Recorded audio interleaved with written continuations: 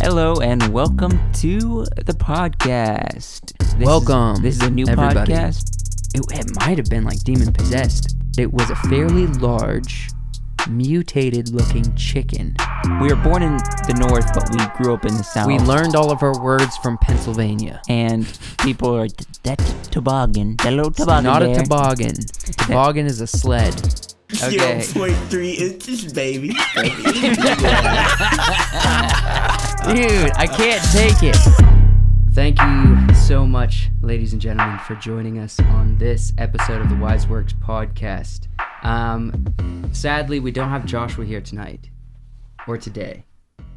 We're recording it in the evening. We don't have him here because we're still working out some technical issues with some of the equipment for getting a guest on and stuff, and so it's a little bit of a pain. We will have it set for next week with future guests, but that's not going to stop us from having a conversation tonight. And tonight we have a very awesome guest, Seth.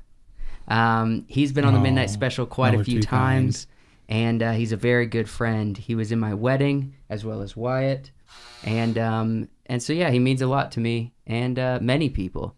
So, Seth, introduce yourself to people who may have not heard you on the Midnight Special a few times, and introduce yourself real quick.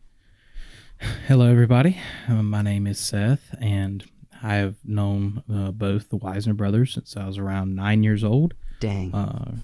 Currently reside back where they used to live in South Carolina, and really glad to be here. And thanks for having me on, wise guys. Yeah, man. So I wanted to sort of start... by the way, Wyatt's here. Yeah, I am here as well. I wanted to start, Seth, because this is kind of new, and people, I mean, we're getting used to the whole guest on the video and everything. We've only done it a few times. I want to have you kind of introduce the start of me and Josh's friendship, and then I'll tell a little bit about what that was, and then also with Wyatt a little bit, so people get a little idea of how we all know each other, and kind of our relationship and whatnot in that realm. Is that cool? Let's go with me. All right. Well, we kind of knew each other. We went to the same church as kids, and first impression, I thought y'all were extremely odd. I mean, y'all are very, when I first walked into Wednesday night to the kids program that we did, and at that point you were still in that age group, Joe, and I remember both y'all just sitting there, y'all just kind of had these like blank stares, just kind of looking forward, and I was like, what is wrong with these kids? Like, We had some issues. Did their parents beat them or something? Homeschool Like I was trying to figure out. It's like I had no idea what was going on.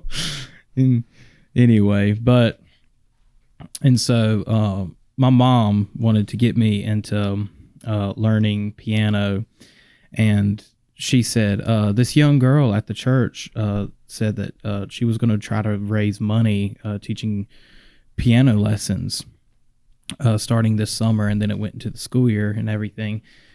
So I was like, okay, like I guess I'll try it and see. And then once I figured out who it was, I was like, oh my gosh, am I going to be at those people's house? So I'm just putting y'all on full blast tonight. So anyway, we go over the first time, and I'm like trying to like hang with y'all and like, okay, like figure y'all out. Okay, what are they all about? And I don't know, like that first day, I actually found myself, I'm like, these guys are pretty fun. Like I can hang with these guys. And then just the weekly going back every week to do lessons, because when we did it, me and my sister both were taking them. Yeah. So I would do my lesson, and then while my sister was doing hers, me and Joe and Josh would like play in the room, go play in the woods or whatever. So going back and doing that like week to week, started to really, we just kind of started to really build that friendship. And we already went to church together, so we saw each other that much more, started hanging out. Actually, let me backtrack a little bit. Okay. Because I know specifically where me and Joe got to kind of started our friendship. So like, I was like 8 or 9 years old, and I had like a guy at the church who was like my best friend. And well, he started getting older, and he just kind of like, I don't know, there kind of gets to a point where like if you're separated by age, like once you like, you know, if you're like 13 years old and you've been hanging out with somebody, but they're like 10 or 11, like even though your age isn't that far apart, like once you start getting into different age groups, like so at that point he was starting to go into like the youth group. You kind of like, there's kind of like a maturity shift there, and so he just kind of stopped hanging out with me as much. And so I just kind of like, you know, I was kind of down in the dumps about it because he didn't want to have anything to do with me, or, you know, whatever, you know, stuff that kids get upset about, right? Yeah. What a jerk. And yeah, what a jerk. What a freaking jerk. And anyway, and I was kind of like depressed about it one night, and he was down there playing like football and stuff with all the other guys, and I was not an athletic person. So like I was not the guy that went down there and played football because like, one, I didn't have any idea what I was doing, and I'd like, you know, running around and doing all that stuff was just like not really fun to me. I was much more of like a kind of like a pretend person. Like I wanted to pretend like I was going on an adventure or something. I didn't want to like, you know, exert my body a lot or whatever at that age. And so I met Joe randomly. I knew him already kind of from church, and I was kind of talking to him. It's like, hey, what's up? I don't know, just like lost my best friend. Like it was like that dramatic. Like I'm like such a dramatic kid. And Joe's like, oh, that stinks, man. I'm like, yeah. Do you want to be best friends? He was like, sure. I was like, what do you want to do? He was like, well, I usually run down there where they're playing football and try to get them to throw it to me, and then I just run off with it. I'm like, that sounds like fun. So we go and do that just to annoy all the older kids. So that's kind of like where me and Joe started. And then eventually piano lessons came along, and that was before I really knew Josh. And I was like, Josh is a weird kid. I don't want to hang out with him. But then I got to like Josh the more I hung out with him. So that's kind of where the friendship started. And then from there, then we started, let's see, we had done those Taekwondo lessons together. Yeah. And so like my mom would drive me out to the like near where y'all lived and drop me off. And at that point, you were basically going to Taekwondo and then going from there across town to Boy Scout meeting, which is closer to my house where it was. So I would ride with y'all back there so my mom could pick me up from there and I have to drive all the way across town again. Yeah. And so doing that was another kind of layer of just like building that friendship. And then I eventually got into Scouts, and so we were hanging out in that degree and stuff. And it just kind of really grew from there. Like, being around each other a lot, always going to each other's house. Like there's like so many Sundays where like randomly Joe's like, hey, you should come over today. Like you should come over for lunch just today and hang out. And I'm just like, okay, let's do it. And like I'd have to like borrow y'all's clothes and stuff because I didn't bring any clothes with me or whatever. And I just ride on with y'all. And Sundays was the time to hang out, man. Especially when you're a homeschooler. All your friends are at church. It's time. I mean, Sundays. I'm sure you have night service. You have morning service. That afternoon is prime time to hang out and enjoy yourself as a kid. There's plenty of mischief to get into during that period of time. Well, it was really easy to swing because like I would just leave with y'all after church. And my parents were going to be back there that evening anyway, so I just ride back with y'all that evening to church. And usually my parents would like grab a change of clothes for me or something. Saturday's more of an ordeal, right? Oh, are we getting together Saturday? Because then parents have to drive you places, whereas Sunday, they're already going to church. Oh, but you know, a good solid Friday night to Sunday morning. Yeah. Yes, we did that a lot too. Right? We did that a lot too. Yeah. Go over and hang out, go over on Friday evening, hang out, like because his dad would always come by because he worked in town, so he would swing by my house and pick me up on his way home from work, and I'd go over and chill. We'd chill out all weekend, and then I'd go home Sunday. It was great. Yeah. That's like, as a kid, that's like you look forward to those times. Man, you get me nostalgic over here, bro. I know, dude. It's exciting. I mean, it is really cool. I mean, it's interesting the way kids, and even us, I guess, when we were kids, just kind of found ways to get together and just be like, hey, we need companions. We don't have girlfriends. We don't have, anyone who's going to hang out with us other than each other. And so you just got to make it work. When I first met you, I didn't think of you if I'm gonna be honest, I thought of you as younger than you are. Like younger than you were. I got that a lot as a kid. Yeah, and so I always thought like, hey, could I be friends with this guy Seth or this kid Seth? Because I'm 12, man. I'm not. I'm like, I'm a good ways older. I mean, I'm not like 10 years old or anything. I'm 12, man. Yeah. I'm getting going. But through like puberty. in that age range, like being like 4 years older, like if you were 12 and I was only like 7 or 8, like that's a big gap of maturity, like in that age range. Now, like as adults, like it's really not that big a deal at all. Like I'm almost 24. Hanging out with a 20-year-old would be like, okay, whatever. Like it is not even a big deal. You don't even think about it. But like as kids, that's a big gap for age, like in terms of maturity and like, mental development and all that stuff that you get and don't get. Like, so that's understandable, Yeah, but at the same time, it wasn't like I mean, you weren't 4 years younger than me, and you aren't 4 years younger than me. I mean, you're 23, correct? Yeah. Yeah. I'll be 24 this year. 24, yeah. Wow, I just realized everybody that's close to me is not only Irish, but they're also 23 years old. They're all the same age. We're basically, except for John Mark. John Mark is not, yeah, and Tim is not. You're right. But then I got Joshua, my wife, you, Seth, My cousin Josh, I guess you can cousin count Josh. as. Yep. Yeah. That's pretty much it. But still, it's quite a few people that is the ones I'm around all the time. And you guys are all the same age. 97 babies. Yeah. Yep. I'm curious to see. Okay, so Wyatt, you and Seth know each other, obviously, mutual friend through me, and then you guys got to know each other on your own. You guys have bonded over a number of things. I'm curious to hear Wyatt's perspective of Seth. Well, I remember.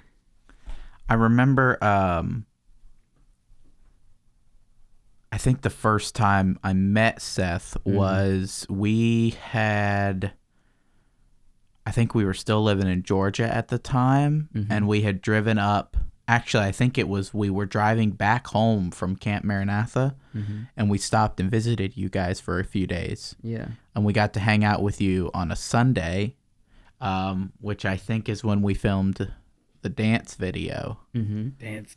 Yeah, because I was in overalls, I remember, right?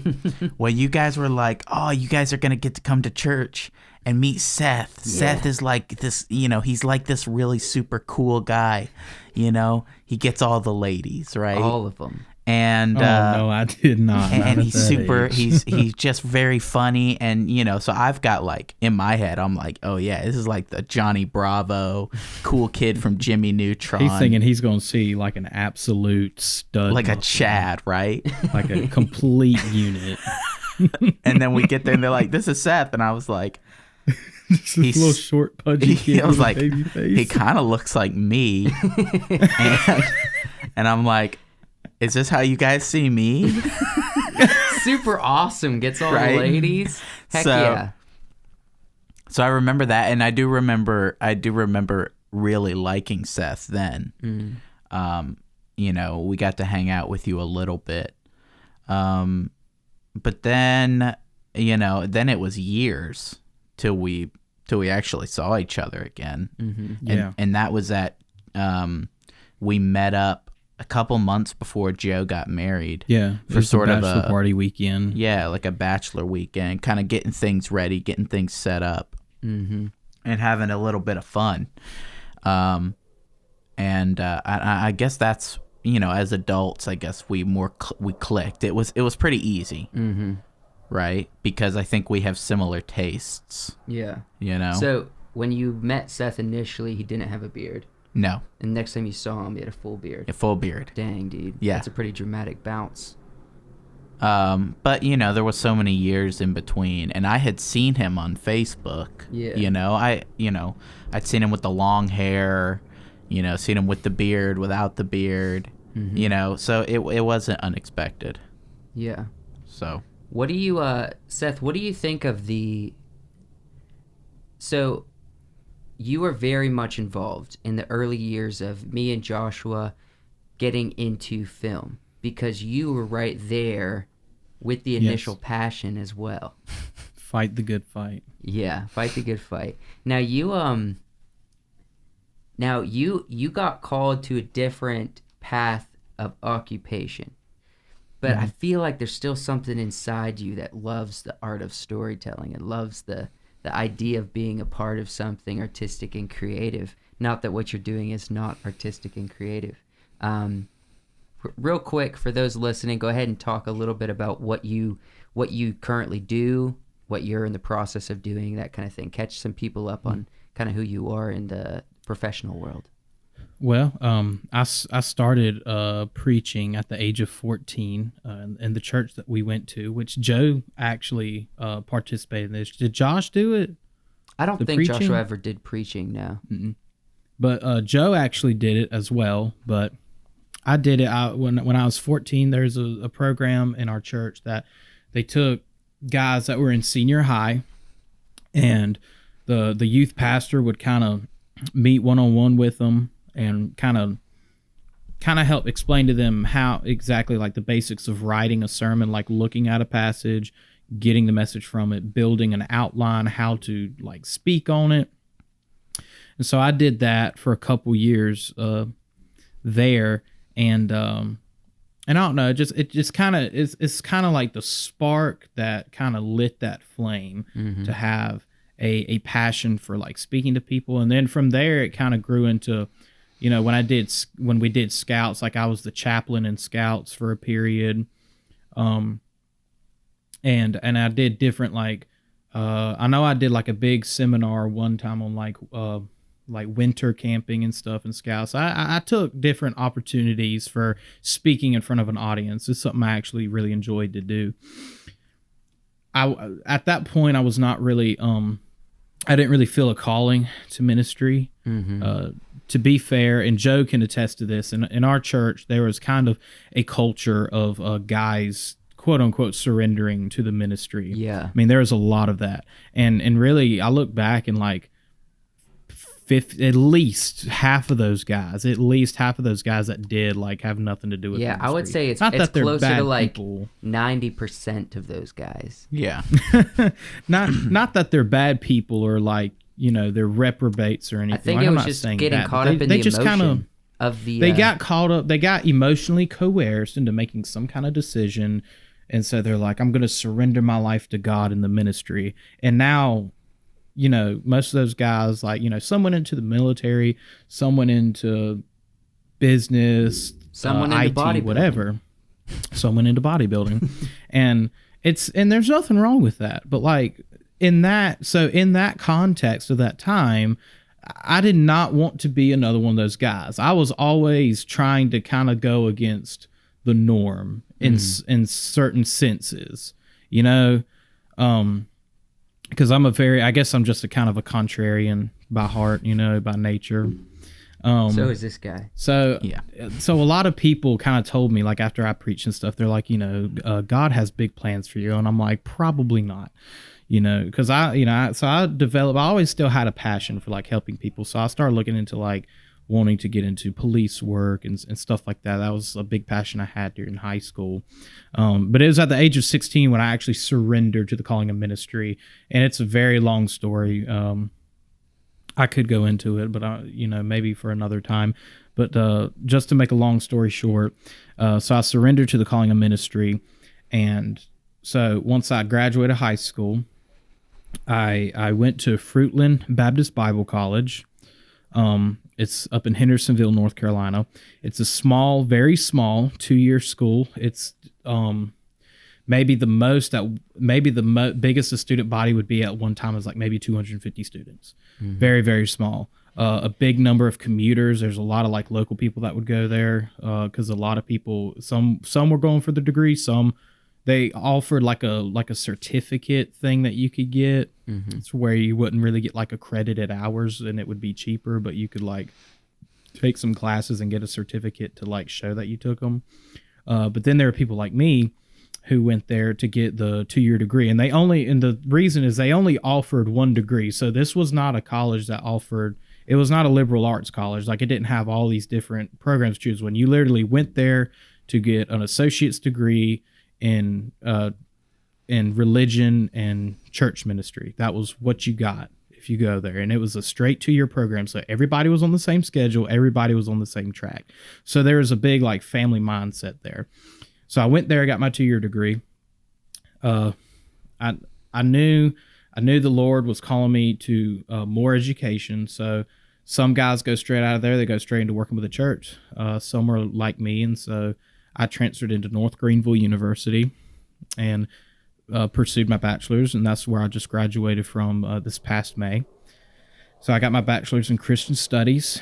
And right now I am just pursuing opportunities. I'm working full time doing contracting right now just to earn money. I've had different opportunities arise. The virus really put a damper on a lot of the job search. Yeah. Because a lot of churches that were kind of doing well financially, that were growing and looking for associate pastors or student pastors or paid interns or things like that, a lot of that died down because churches shut down, and a lot of people stopped going. And when people stop going, a lot of those people stop tithing altogether because they're not actually going to the church and putting their money in the plate, and they just stop tithing. So a lot of churches started losing money. So it just kind of really put everything to a huge halt. So it was really dry for a while, like sending out my resume and stuff. It just, the opportunities out there were just super dry. There are some here and there. I got a lot of, we're no longer looking for someone, or we're no longer trying to hire in this position. You're not the candidate we want. Some different things like that. Some, a lot of just no replies at all. I've had a few very serious opportunities. And they just didn't quite work out, which is fine. All in God's timing. I'm not worried about it. Kind of have one before me right now, waiting to hear back from it. So that's just kind of what I'm pursuing right now, is just trying to find a place in ministry, trying to serve my home church as well as I can. It's kind of hard to do that. I kind of have to work full time right now to, be able to pay bills and stuff. But, there's a lot to kind of juggle there. So you're looking to establish yourself in a pastoral role at a church? Yeah, so my main goal is to blow up, and not like I don't know about nine. My main goal. What I'm trying to achieve is, so I have some experience working in ministry, like some practical hands-on stuff. Yeah. What I'm trying to get to is getting into a church and working under an experienced pastor, someone who I can learn from, who can help guide me, and building that practical ministry experience, getting really, hands-on and actually doing it. So in a lot of forms, that's, being a student pastor. Mm-hmm. Some form, or it might, be a paid internship. It might be just like an associate pastor or something. It's just different with most of the opportunities that come that way are youth ministry, working as a youth pastor. My brother's doing a similar thing. Mm-hmm. Trying to, he's taken, he's in school for ministry as well. And he's, we have a church that, we're in good standing with, and we really love the people over there and the pastor. But it's about an hour drive from where we live. And the pastor really loves Ethan.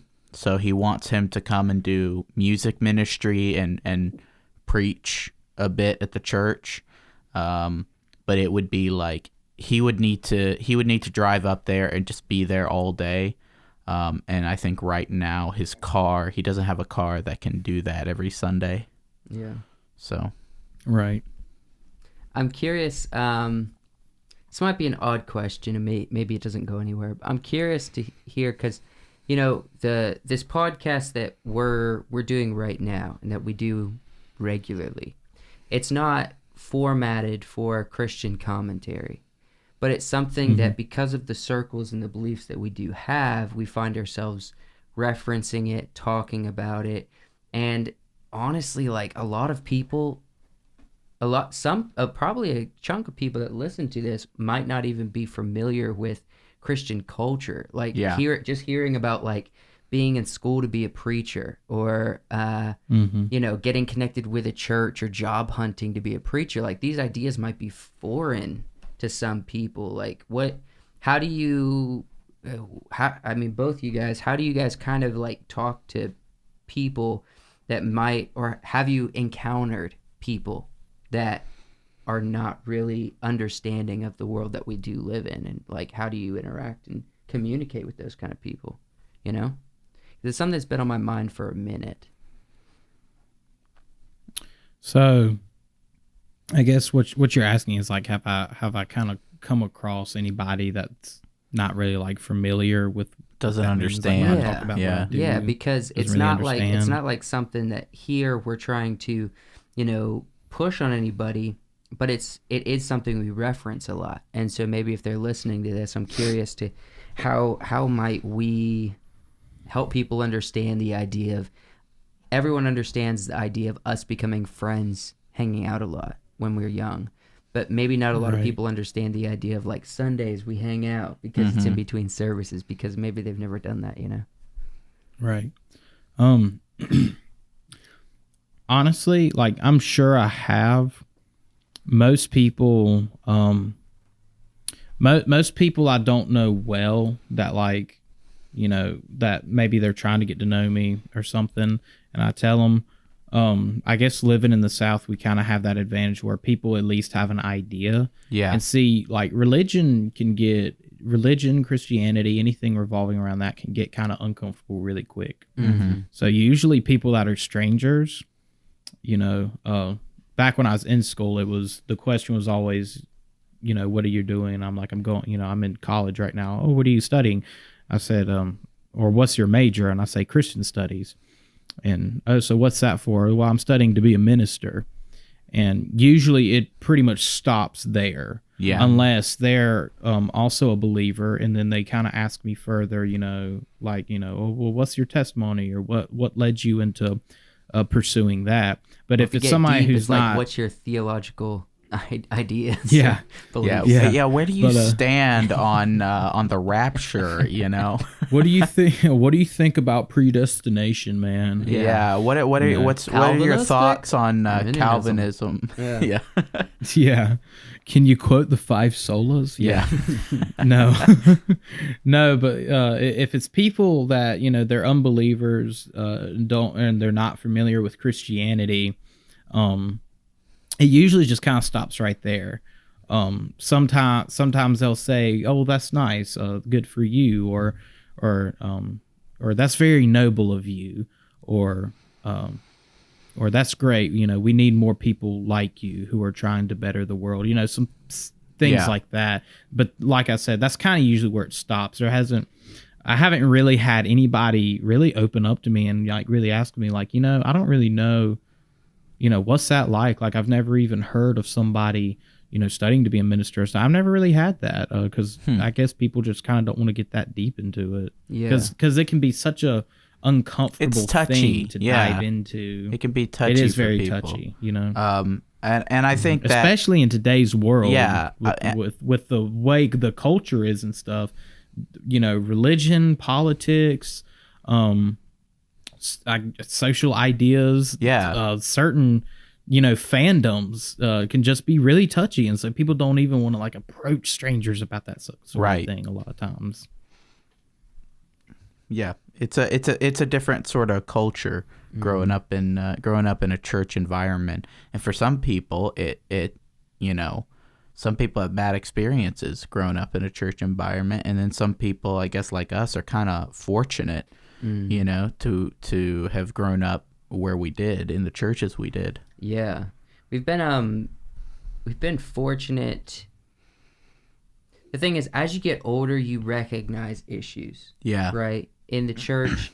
And when it comes down to it, especially for people that, you know, don't consider themselves a Christian, or people that don't consider themselves religious in any way, or just maybe agnostic, a lot of people I recognize, especially getting older, the church is full. And when I say church, I'm referring to more or less,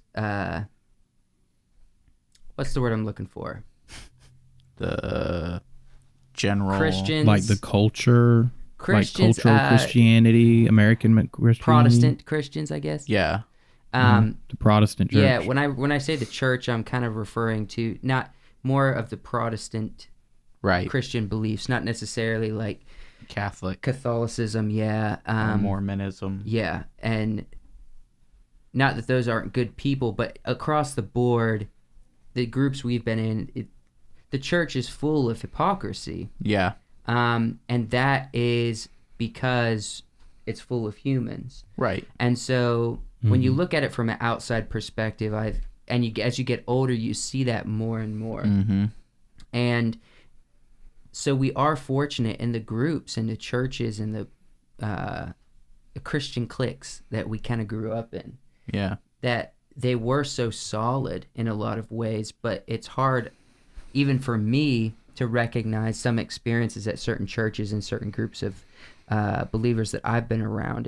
It has been difficult. It hasn't been smooth sailing, and it hasn't been full of people that are very solid. Just love, love and kindness going around the entire time. And but that's the thing. It's I can tolerate that just fine.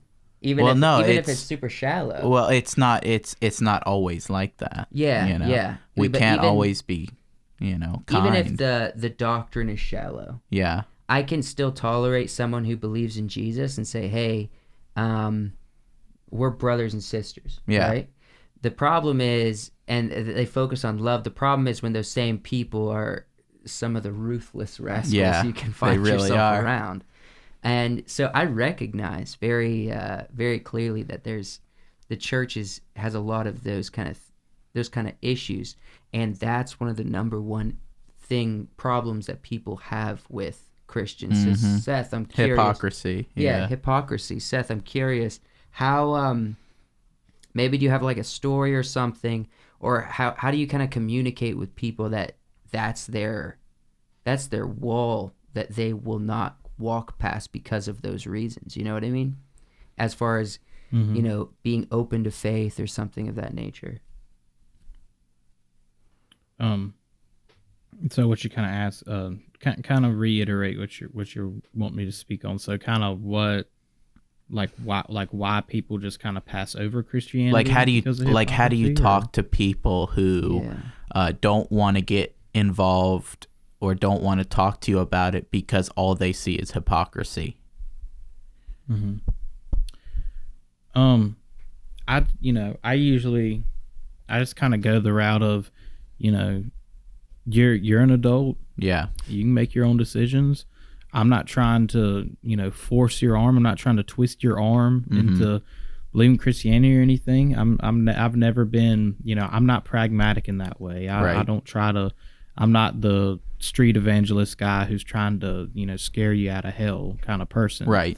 And usually, and I've dealt with people like that before, and they say, well, the church is very hypocritical, and there's a lot of people that's just so unloving, and going to church is one of the most unloving places I've ever felt. And I say, well, I'm sorry that you've experienced that, but I want you to understand that just Christian people, just because the church is Christian people, it does not make them perfect people. Yeah. And humans are and I try to that's where I try to infuse the gospel with them and say, hey, as humans, we are just born as with a sinful nature that separates us from God. And even once we accept the sacrifice of Christ dying for us so that we wouldn't have to live for all eternity separated from God, even after then, we're still, we're not perfect. Yeah. That flesh, it battles with us. But the difference, kind of like what Paul Washer said one time, he said, I can't remember exactly how he said it, but he said, the thing about, before you were saved, he said the problem was that the problem's not that you sinned, it's that that's all you knew what to do with sin. Mm-hmm. It's just part of like our nature apart from God. That's like all we have is this nature that this sin nature. And then once we accept Christ's sacrifice, we're redeemed from that. So now we have a choice where we can turn away from that sinful nature. We can now say no to some of those things, because now we have kind of this, we know now who redeems us, you know. And that's just kind of where I go with people. I say, you know, the church isn't perfect. It's full of people, but the person who leads us is, you know, the person of Christ. He is perfect. And, you know, that's just kind of really what relays into the gospel message there, is that I'm not perfect, but I know someone who was and is perfect. Yeah. You know, and he's the one who saves all of us. I talked about this a little bit, and I don't know if you saw it yet, Seth, because I think it's out by now. We talked a little bit about The Chosen. I saw it. Yeah. What did you think of what we said, if you saw it? And also, what is your own thoughts? Because you're the one that brought it up to me, and you're the one who told me about it. Mm-hmm. You're welcome, by the way. Yeah, thank you. Accurate. That's what I'd say. Accurate. Yeah. Accurate. It's I really appreciate the show. I hope and pray that Dallas Jenkins will keep doing what he's doing. You know, I really want him, you know, to continue. I want him to do well, but I want him to stay the course that he's doing, where he takes, you know, he takes some certain artistic liberties, like specifically like with Peter's wife. You know, we don't really know anything about her from scripture, so, you know, that's like I appreciate that kind of stuff.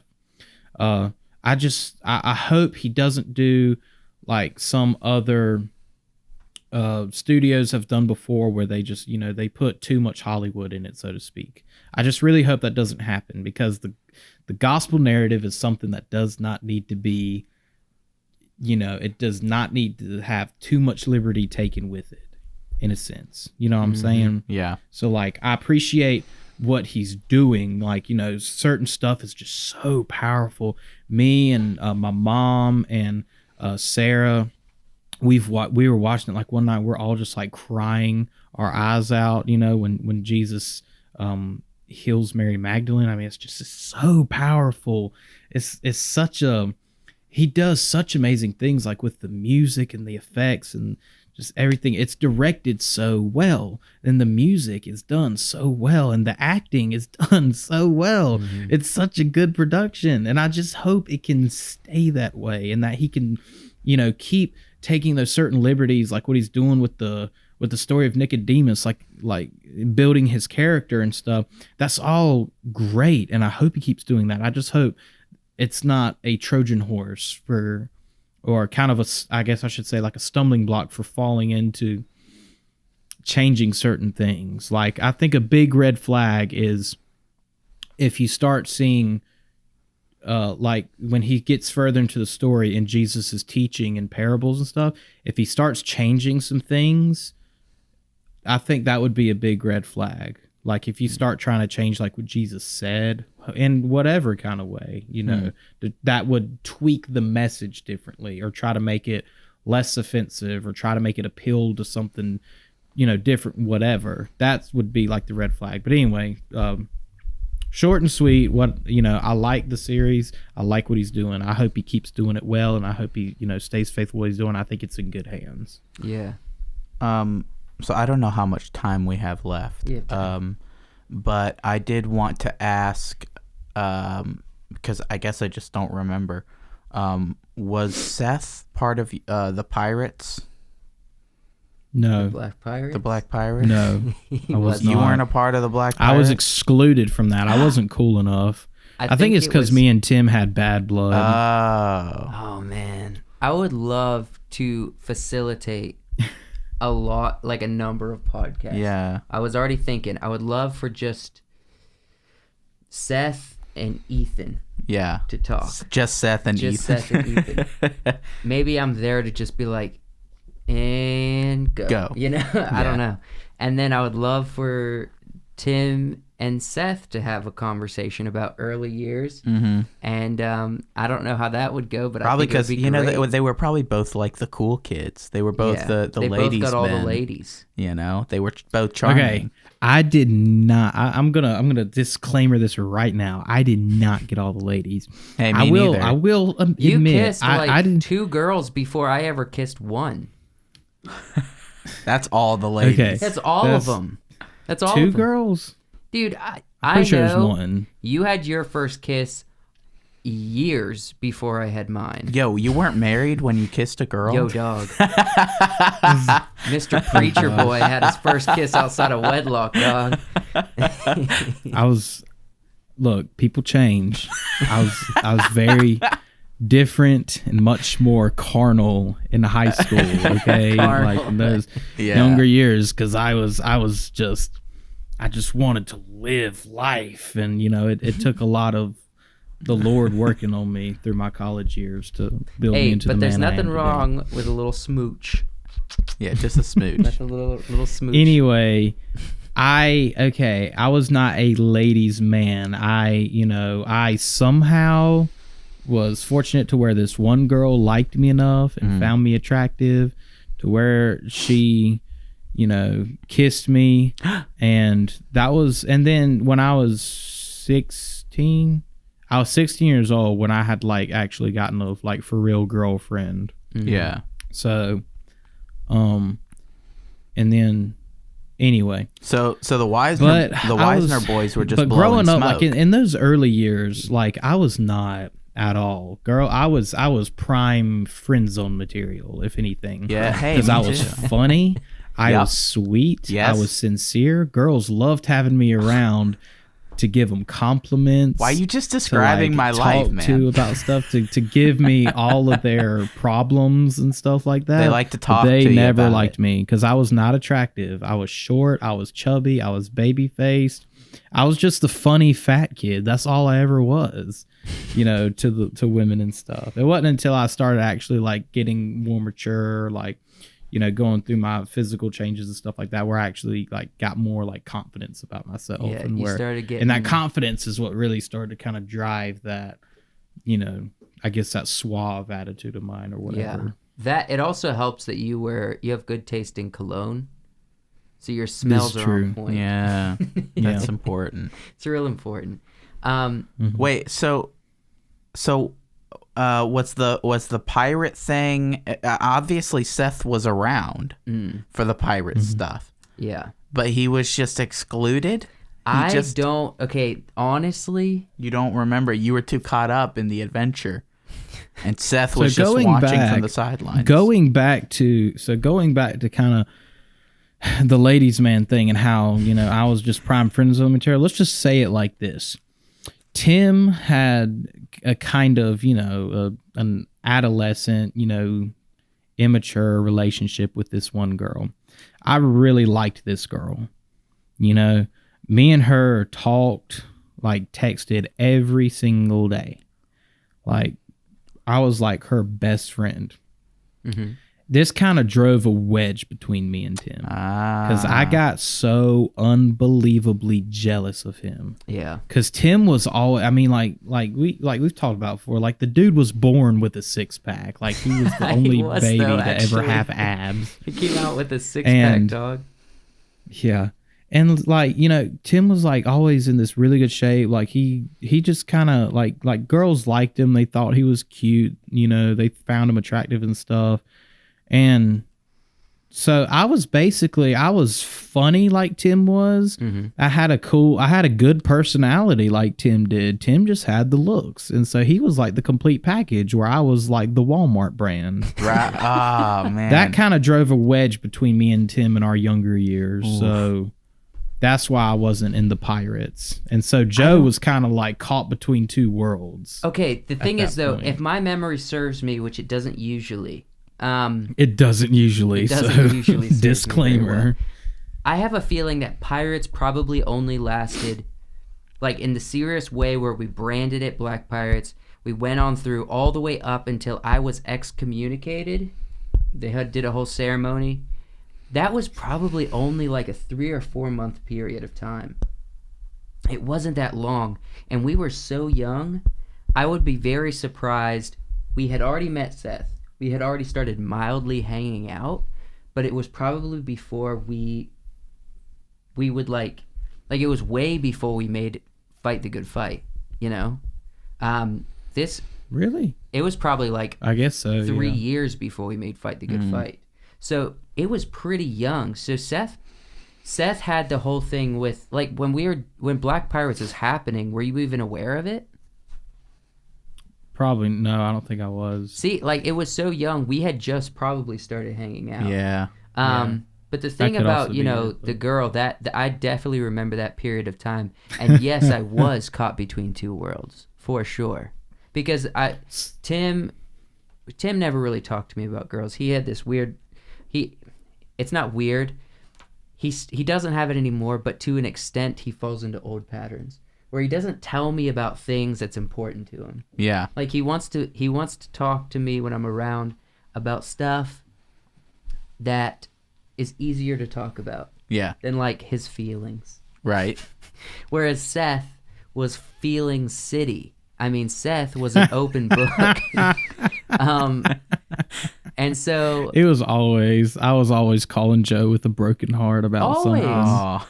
oh man, okay, this is a bit He sad. was my shoulder to cry on. He really was, but this is sad, and it happened a while ago.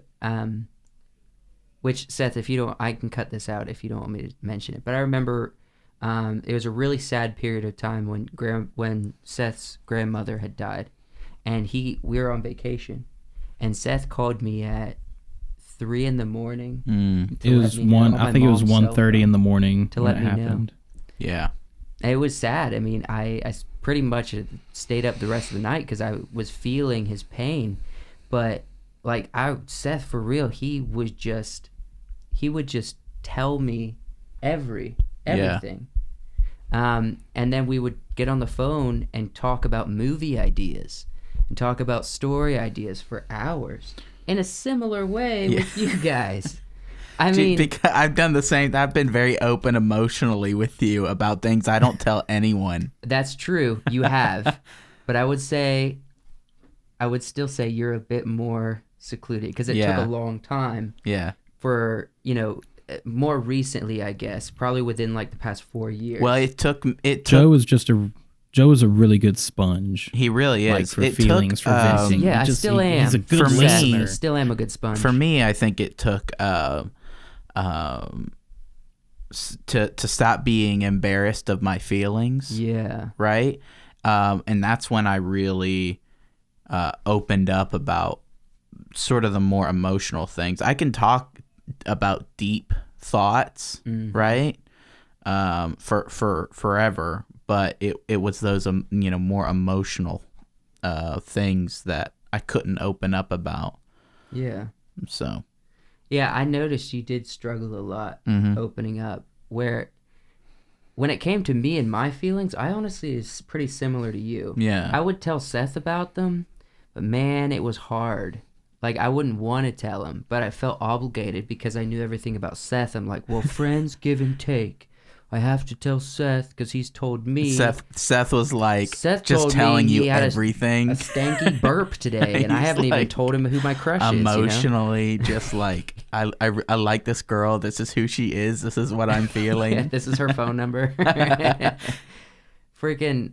So yeah, I mean, getting over that feeling. Seth, have you even experienced this? Because I know probably for some people you have, but at least with me, it didn't seem that way. Have you experienced shame over your feelings, especially when you were younger? Like getting to the point to let it out? Have I experienced shame over my feelings? What, like girls? Like in girls? Like what you talked about, how you said you were... did you use the word shame or did you use the word like afraid or something? I probably when it comes to the girls themselves, and the feelings I had for the various girls, women now, I guess. to admit your feelings to them for me is a big hurdle. Yeah. Right. It's something I have issues with. Yeah. That's where the fear comes in. But expressing how I felt about somebody to, you or to other people, has never been, never been a big issue. Never been a big issue. Like I've told you about all the feelings I've had for every girl I've ever had feelings for. Yeah. So I'll tell you about it sometime, Seth. So Seth, I was curious what was like, I don't want to keep going on the topic of girls, but sometimes you get into a boy mindset and you start thinking like a boy again. When you were younger, what was like the thing you did to try to gain the attention of the ladies? Like, did you have try to gain the attention of what? The ladies. Okay. The attention. I thought you said the intention. Sorry. I've always been a people person. I just started with a simple conversation. Mm-hmm. How are you doing today? Tell them about myself, try to learn more about them. What are your interests? What kind of movies do you like? Very simple, very simple get to know you things. Because I think I can be an acquired taste. I'm sure y'all will agree with that. I can be, sometimes I make good first impressions. I make a good first impression. You make a good professional first impression. Yeah. Professional, yeah. I don't make the best second impressions. You do, but that's where the acquired taste comes in. Yeah. But once people would get to know me, once I can actually break through those barriers a little bit and open up to them some, and they can actually get to see the real me, who's really on the inside, Mm-hmm. Get down to the nitty gritty. The nitty gritty. That was kind of what would get their attention. That, and then, because then they would see kind of how the sensitive person I was, the caring person I was, because I cared a lot, and I think that was honestly, that was one of the things that hurt me a lot growing up, was the fact that I cared. He cared too much.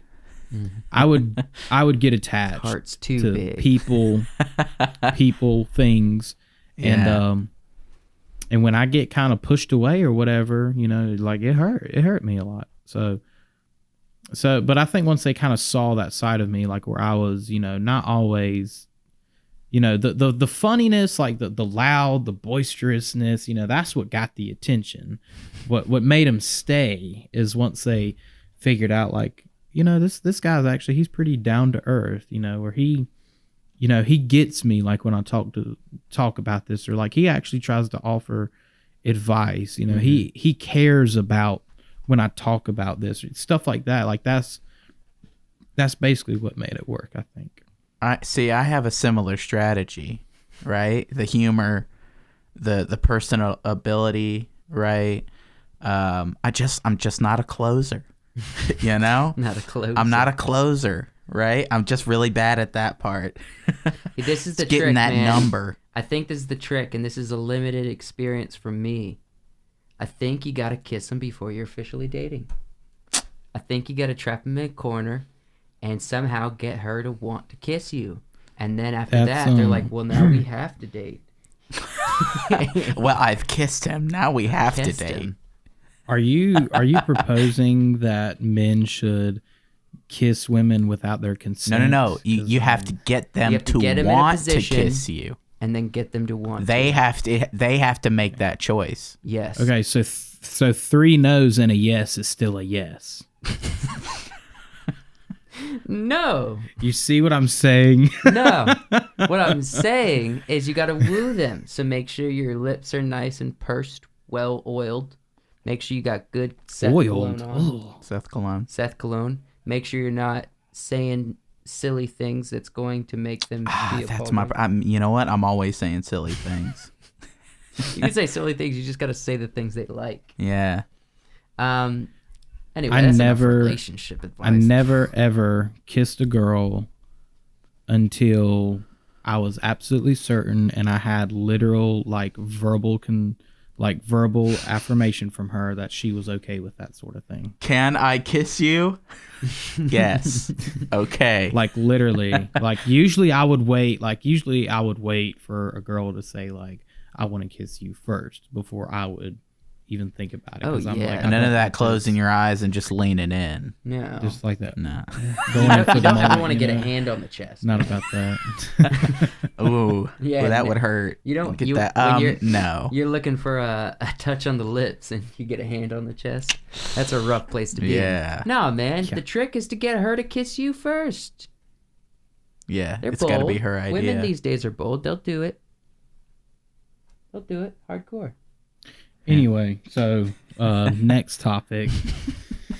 I was wondering. Well, crap. I forgot what it was. I actually had an idea in my head. I keep bouncing around this idea of filmmaking. What about film or videos, short films, short sketches that we did, got you excited about creating them? Because there was an aspect of it that you really enjoyed for a while there. And in some ways, if I need your help on something, you're always willing to help and be there. And so I'm curious, what is it about it that you enjoy?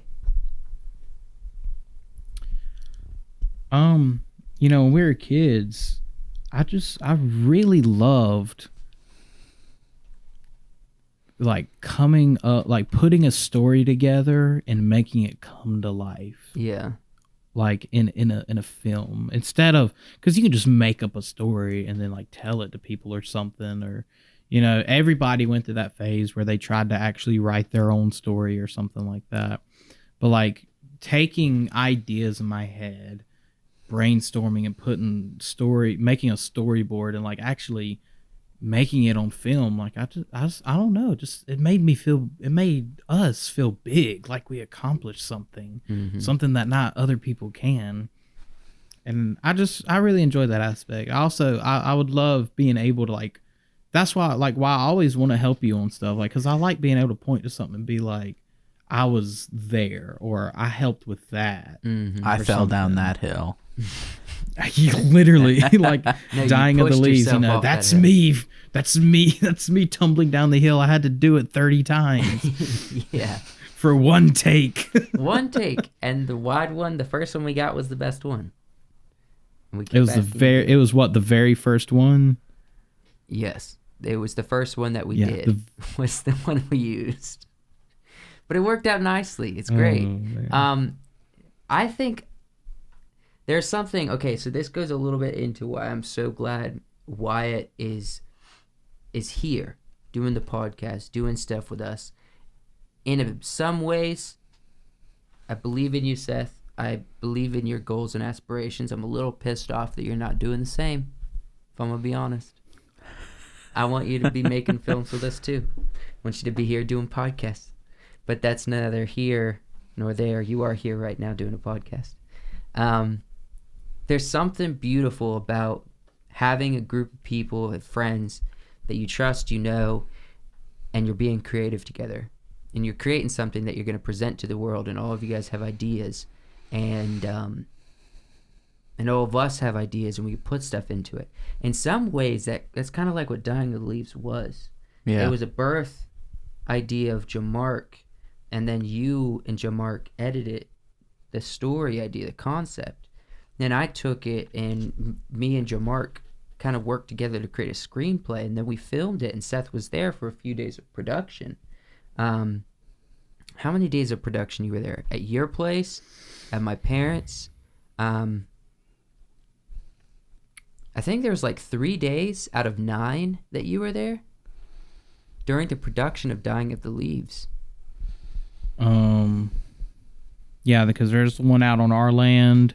Mm-hmm. There was, and then there was out at your parents' house, and I think there was 2 days at my I think parents. that's it. I don't know. Maybe. It was back in 2016. either. I think we were recording it, Whew. or Seems like a maybe long time 2017. ago. We were filming it. I 2017. know that I know I've done other stuff like the hike, like I was in that one. I remember that because like we went and filmed. I remember we filmed, out out on our land with that as well, and I was like in the scene with you at the very end of the movie as well. That was a good time. Yeah. But Dying of the Leaves was kind of a combined project of many people that worked on that. I can't even name everybody right now who at some point helped with Dying of the Leaves. But both you guys were a part of it. Obviously, my brother was co-directing it with me, and there was just a lot of moving parts. I have an itch to do another one of those, but now we live many hours away from people like Seth, so we have to kind of like refigure out how it works, you know, and obviously do trips and stuff, but I kind of have an itch to do another. Yeah. I wonder if we could, We gotta resurrect, fight the good fight. Dude. One last fight, dude. Like, just if anything, just like a tribute. Just like finally make the third sequel, or just try to like redo the first one or something. Yeah. With all that we have now, but I like wonder try to if, change it up a little bit so it's not as cheesy or something. I wonder if there's like, oh man, I wonder if we somehow could film like a final scene. That would be something for this podcast. Like one scene, just a good dialogue between Sechuan and Conan. Is that what that was his name, wasn't it? It was. Yeah. It was your choice. You picked it. And then maybe we could do it on green screen, or maybe we could do it in a cool place. Maybe we can find a cave somewhere Yeah. and make it look We kind could of go like back to the original spot. the original spot. That was right down in the woods. Mm-hmm.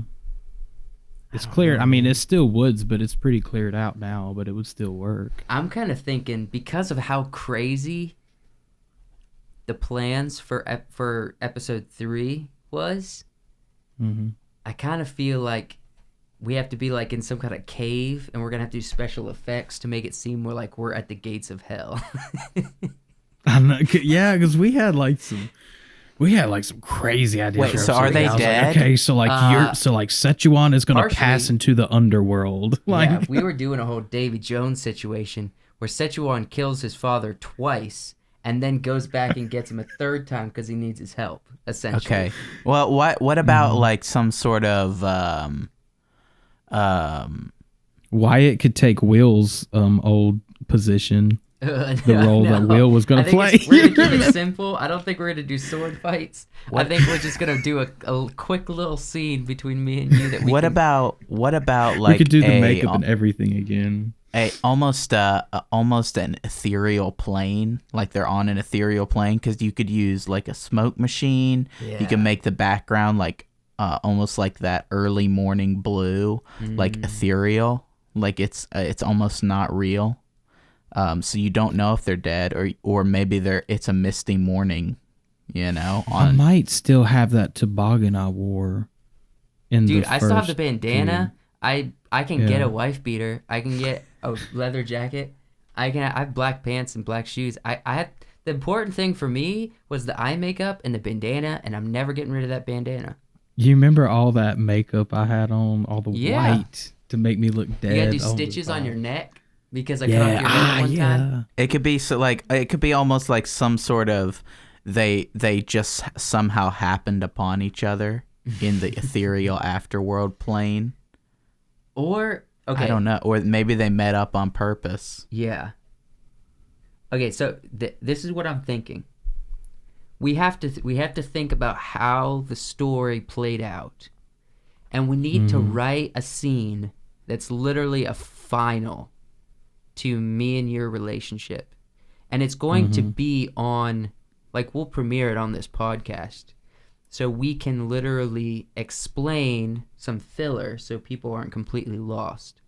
But we can also maybe, like, I don't know, do a promotion, say, hey, you want to watch the originals? They're rough, but you can go watch them, you know, on the website or something. Do you have them? Yeah. Are they on YouTube? One of them is. I gotta go back and watch all of them. I've only seen them once. Okay, we made one. Do we still have any of the number 3 footage? I have the fight scene from number 3. It's all we filmed, the fight scene. I know we only filmed a little bit, like, Yeah. but I remember we filmed like a fight scene, the ending scene, like some of the stuff. But I remember how the third ends, but I feel like we can makeshift it a little bit. And do an actual good cinematic final third something. I don't even remember watching it, right? I don't even remember what happens, but I've already got some ideas. We're gonna put something together. Some good ideas. We're gonna do a conference call, man. I found I sent pictures to y'all. I found the hard copies. Yeah, I saw those the other day when I was cleaning out some stuff in my room. I found the first one, the second one when we burned it to a DVD. And don't you have bonus material on those discs? No, those are the 2 that I did. Like, that I burned myself. I don't know where in the world the disc is that y'all gave me for my birthday that time. I have no idea where that is. And the bonus material? It's just you guys. It hurts me so bad because I'm pretty sure that's the only thing that would have had all the bonus material, because y'all don't still have all that stuff. We have that. Is it like behind the scenes? Really? Kind of. Or is it like you guys sitting and being like, you know, the challenges of actually filming, Fight the Good Fight scene is actually quite difficult if you think about it. Yeah. If you accidentally miss the sword, you might cut off your bloke's arm. You see, we were actually using real swords. We were using real swords, but we didn't sharpen them. Director was just the worst on set. That'd be Seth, dog. Seth wanted the title of director. He didn't even know what a director did. Yeah, seriously. I'm in charge. I'm in charge. I'm the captain now. He wanted me to be producer. Little did he know the producer's the real boss on a film set. Yeah. I don't know. I think, Seth, what do you think might be, to end this podcast off, what do you think might be the most memorable story? Most memorable story working on something at the beginning of Wiseworks stuff. So when we were doing films, maybe before Wiseworks, when we were doing Fight the Good Fight, do you have a specific story that comes to mind that you could share?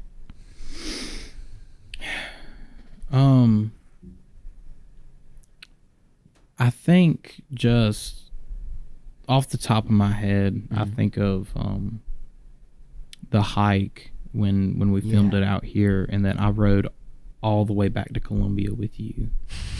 Like, and because like the 2 of the people helping you, like, were from down there, and so you took them all the way back, and then you and I rode all the way back to Rock Hill, like, from Columbia, like, in literally just a quick round trip. Yeah.